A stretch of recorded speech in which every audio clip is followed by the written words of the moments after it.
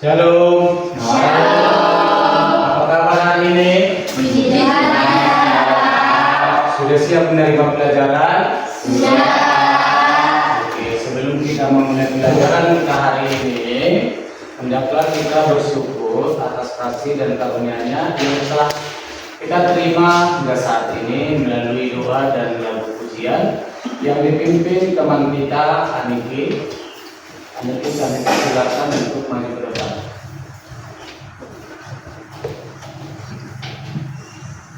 Baik, saudara-saudaraku, sebelum kita berdoa, kita angkat pujian kita.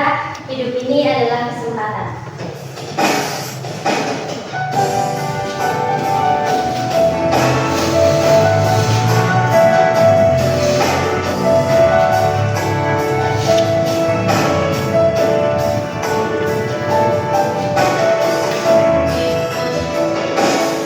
Hidup ini adalah kesempatan. Hidup ini untuk melayani Tuhan. Jangan sia-siakan waktu yang Tuhan beri. Hidup ini harus jadi berkah.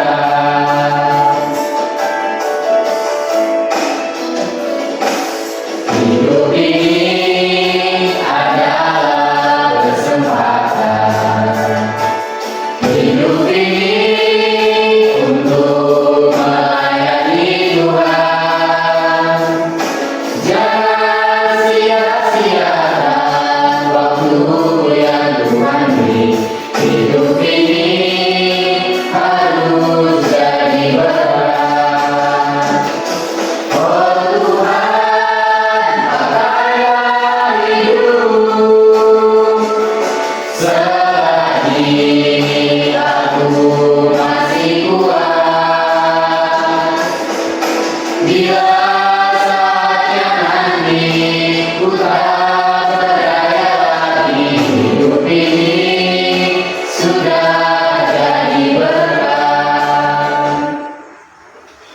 Sebelum kita belajar, kita satukan hati, kita berdoa. Terima kasih Tuhan, terima kasih Yesus, kami tak lupa untuk mengucap syukur Tuhan atas nafas kehidupan yang Kau berikan. Kami masih bisa berkumpul di ruangan ini dalam keadaan sehat untuk belajar. Tuhan, biarlah pelajaran hari ini dapat kami pahami dan kiranya guru yang mengajari kami Tuhan, Kau berikan dia kesabaran. Terima kasih Tuhan, terima kasih Yesus. Amin.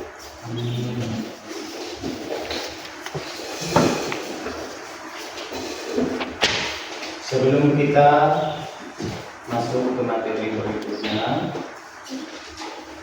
mari kita dengarkan dulu seperti absensi. Ada yang hadir hari ini? Siapa? Aniki, Hadir Pak. Awan, Hadir Pak. Angelina Siboro, Hadir Pak. Desiana, Hadir Pak.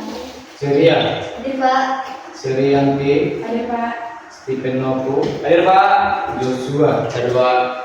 Melanie, Hadir Pak. Victor, hadir Pak. Hadir semua ya, hadir Pak.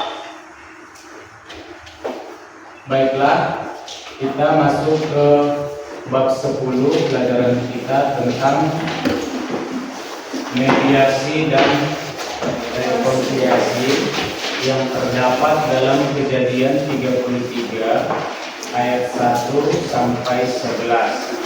Sebelum kita masuk ke materi tersebut, kalian tentu masih ingat pelajaran kita minggu lalu, yaitu tentang spirit perdamaian dan budaya Indonesia.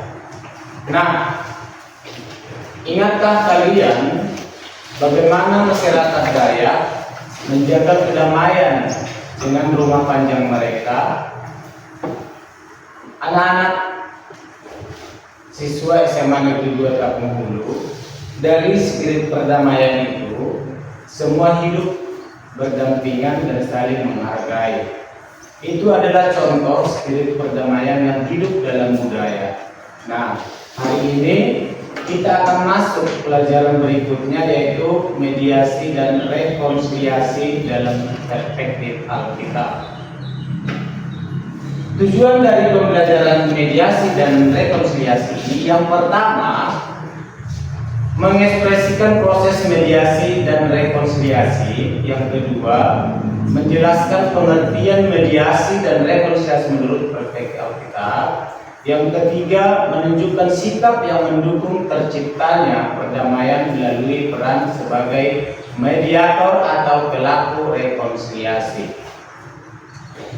Proses mediasi dan rekonsiliasi membutuhkan keberanian untuk menghadapi masa lalu, kerendahan hati untuk mengakui kesalahan, dan hati yang terbuka untuk mengampuni. Dalam Kejadian 33 ayat 1, Yakub yang takut menghadapi Esau menunjukkan bahwa proses rekonsiliasi tidak selalu mudah, tetapi sangat mungkin terjadi ketika kasih dan damai lebih diutamakan. Pertanyaan pemantik yang harus kita jawab dalam hati kita masing-masing sebelum kita memulai pelajaran kita.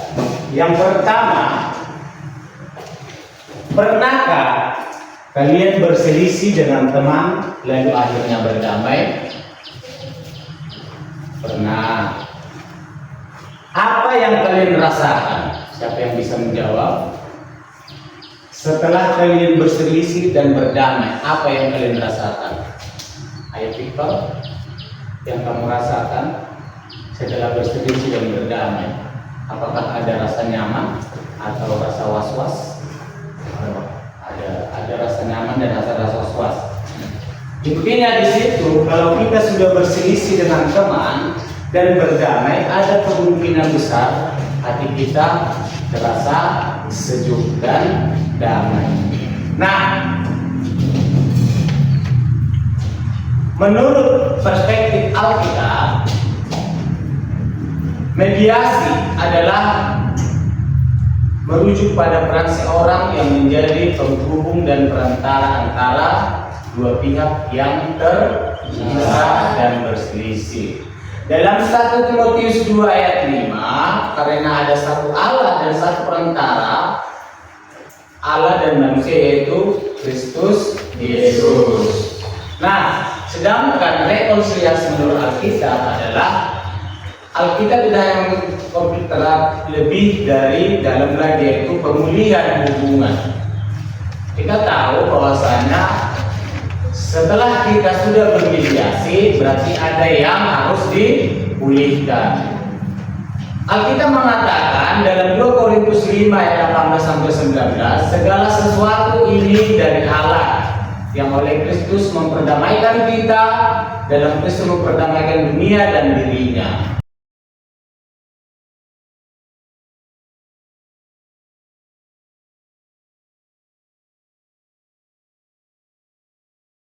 Silakan buka Kejadian pasal 33 ayat 1 sampai 11 di Alkitabnya.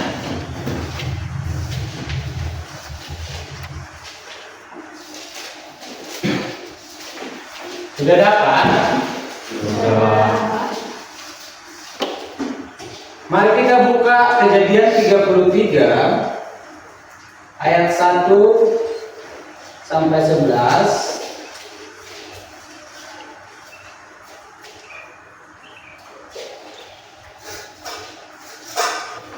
Silakan dibaca bersama-sama. Ayat 1 sampai 11 bergiliran berarti ya. Dari Stephen dulu ayat 1. Ayo kita mulai 1, 2, 3. Yakub berbaik kembali dengan Esau. Yakub pun melayangkan pandangnya. Lalu dilihatnyalah Esau datang dengan diiringi oleh 400 orang. Maka diserahkannya sebagian dari anak-anak itu kepada Lea, dan sebagian kepada Rahel, serta kepada kedua budak perempuan itu. Ia menempatkan budak-budak perempuan itu beserta anak-anak mereka di muka, Lea beserta anak-anaknya di belakang mereka, dan Rahel beserta Yusuf di belakang sekali. Dan ia sendiri berjalan di depan mereka, dan ia sujud sampai ke tanah 7 kali, hingga ia sampai ke dekat kakaknya itu. Tetapi Esau berlari mendapatkan dia, di depannya dia, dipeluk lehernya dan ciumnya dia, lalu tertangis-tangislah mereka. Kemudian Esa melayangkan pandangannya, lihatnya lah perempuan-perempuan dan anak-anak itu, lalu dia bertanya, siapakah orang-orang yang menyerta engkau itu? Jawab Yakub, anak-anak yang telah dikaruniakan Allah pada hamba-Mu ini. Sesudah itu mendekatlah budak-budak perempuan itu beserta anak-anaknya, lalu mereka sujud. Mendekat jugalah Lea beserta anak-anaknya, dan mereka pun sujud. Kemudian mendekatlah Yusuf beserta Rahel, dan mereka juga sujud. Berkatalah Esau, apakah maksudmu dengan seluruh pasukan yang telah berkelompok dengan aku tadi? Jawabnya, untuk mendapat kasih denganku. Tetapi kata Esau, aku mempunyai banyak adikku, peganglah apa yang ada padamu. Tetapi kata Yakub, janganlah kiranya demikian. Jikalau aku telah mendapat kasihmu, terimalah persembahanku ini dari tanganmu. Karena memang melihat mukamu adalah bagian serasa melihat wajah Allah, dan engkau pun berkenan menyambut aku.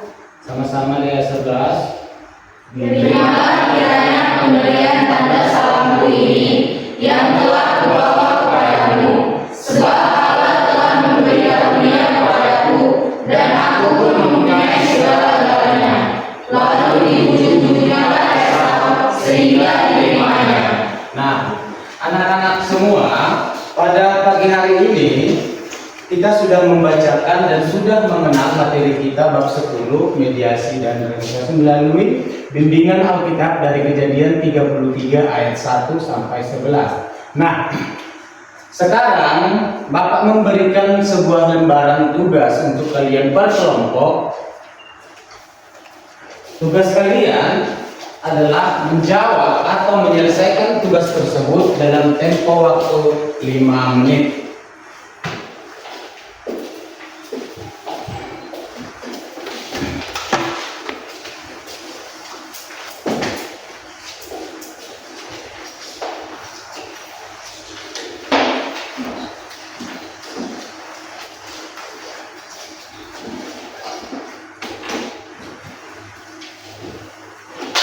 Adapun pertanyaan dan soal LKPD yang sudah kamu terima, yang pertama itu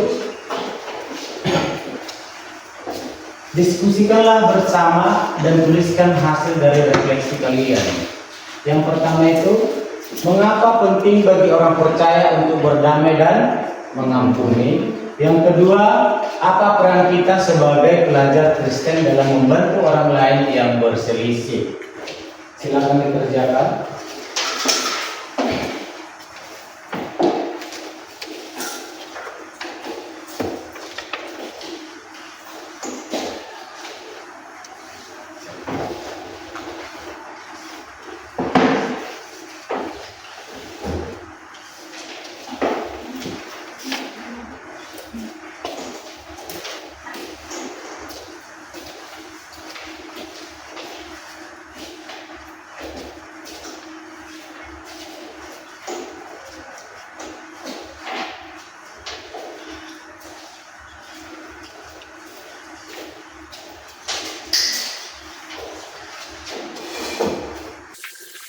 Oke, sekarang kita kumpul.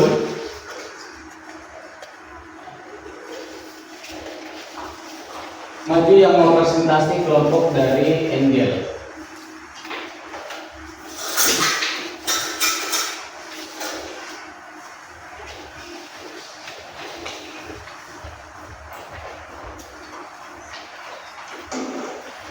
Shalom. Shalom. Baik, berdirinya saya di sini akan mempresentasikan hasil diskusi kelompok kami, yaitu kelompok 1. Mengapa penting bagi orang percaya untuk berdamai dan mengampuni? Menurut hasil jawaban dari kelompok kami, karena dalam Kristen sebagai orang percaya, kita diajarkan apa itu kasih. Yang dimana kasih ini mengajarkan kita untuk saling mengampuni sebagaimana Tuhan telah mengampuni. Baik, itu yang dapat saya sampaikan. Apakah ada yang ingin bertanya? Saya. Ya. Silakan berdiri. Saya mewakili kelompok 2. Pertanyaannya adalah dalam Kejadian 33 ayat 1 sampai 11, jelaskan menurut kamu bagaimana sikap Yakub saat hendak bertemu dengan Esau? Baik, bagaimana sikap Yakub saat hendak bertemu Esau? Yakub merasa takut karena ia merasa bersalah dengan kesalahannya. Ada yang masih ingin bertanya? Jika tidak ada, saya tutup. Terima kasih dan shalom.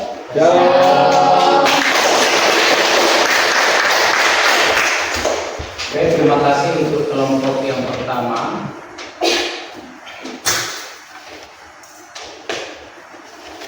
Jadi untuk LKPD-nya yang sudah dipresentasikan oleh temanmu, silakan dikumpul ke depan meja guru. Isi nama kelompoknya.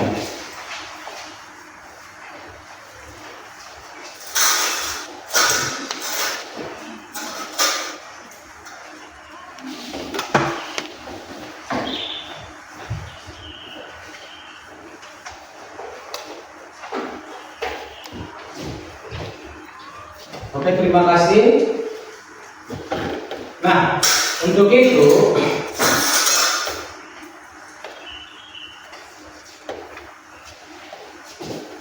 anak-anak hari ini kamu sudah belajar tentang mediasi dan rekonsiliasi berdasarkan kisah Yakub dan Esau. Dalam Kejadian 33 ayat 1 sampai 11, kita telah melihat bagaimana dua saudara yang pernah bermusuhan akhirnya berdamai melalui kerendahan hati dan pengampunan. Ini menjadi teladan bagi kita semua dalam membangun hubungan yang baik dengan sesama. Kesimpulan pada materi ini adalah kita bisa menyimpulkan bahwasanya mediasi dan rekonsiliasi adalah bagian penting dalam kehidupan orang percaya.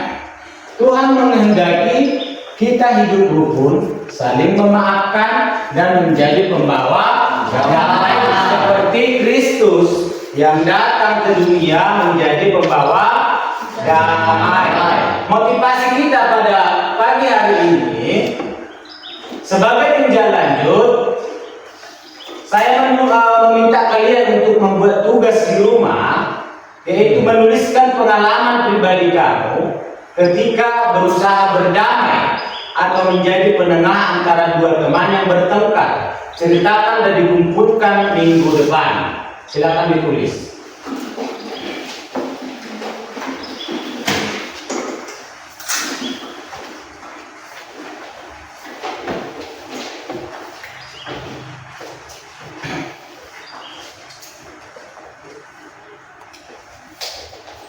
Tugasnya dikumpul minggu depan.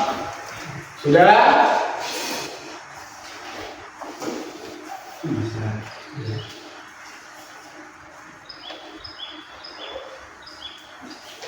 Oke.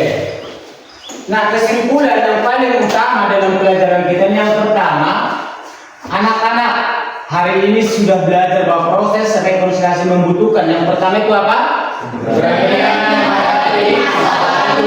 Seberat apapun masa lalumu, seberat apapun kesalahanmu, tetap harus kau hadapi. Yang kedua, kerendahan hati untuk mengakui kesalahan. Yang ketiga, hati yang terbuka untuk mengampuni. Kisah Yakub dan Esau mengajarkan kita bahwasanya kasih lebih besar daripada dendam. Anak-anak sekalian, untuk itu saya mengajak kalian untuk selalu mempunyai kasih dan rendah hati. Demikian pelajaran kita pada hari ini. Sampai jumpa minggu depan dalam perdamaian dalam pelayanan. Silakan ditutup bukunya dan Alkitabnya.